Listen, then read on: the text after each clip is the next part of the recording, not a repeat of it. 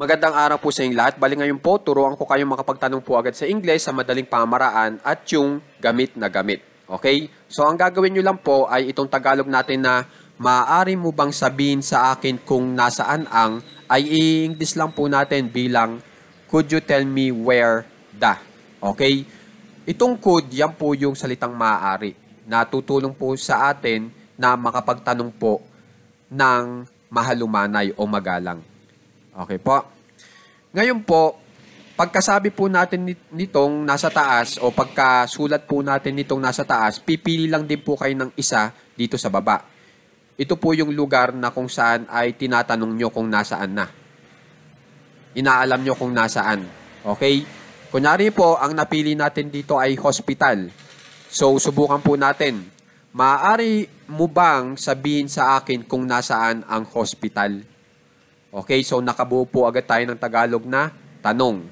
Sa Tagalog na tanong po natin, kung isinusulat po natin 'yan, kailangan yung dulo sa dulo po ng hospital maglalagay kayo ng question mark para alam po noong nagbabasa na tayo ay nagtatanong, di ba po ba? Okay? Kapag in-English na po natin itong maaari mo bang sabihin sa akin kung nasaan ang hospital, ito naman po magiging resulta. Could you tell me where the hospital is? Sa dulo po, kailangan natin maglagay ng linking verb na is para maging tama po yung pagkakatranslate natin ng ating tanong na nakatagalog patungong Ingles. Okay? At wag niyong kakalimutan itong question mark.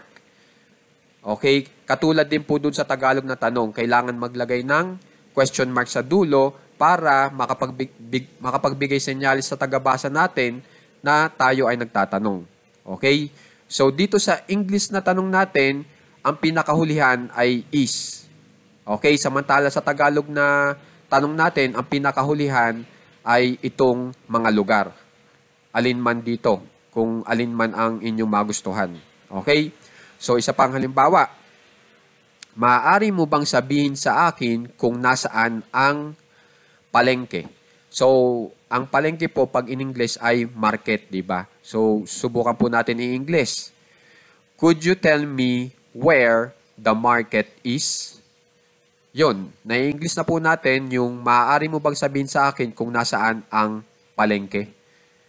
Okay, isa pang halimbawa.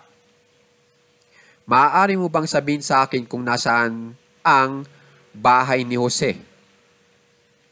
Yung bahay ni Jose, kapag in English po ay House of Jose. So, kayo na lang po magpalit ng pangalan kung gusto nyong paltan. Okay?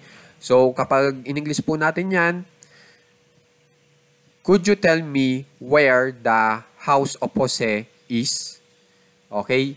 So, ganyan lang po kadali yung ating leksyon ngayon. Pero, gamit na gamit. Kaya sana po makikipractice po itong ating leksyon ngayon. Okay? At ang natutunan nyo rin po dito ay ang paggamit po ng could o itong maaari kung saan ay nakakapagtanong po tayo sa magalang na pamaraan.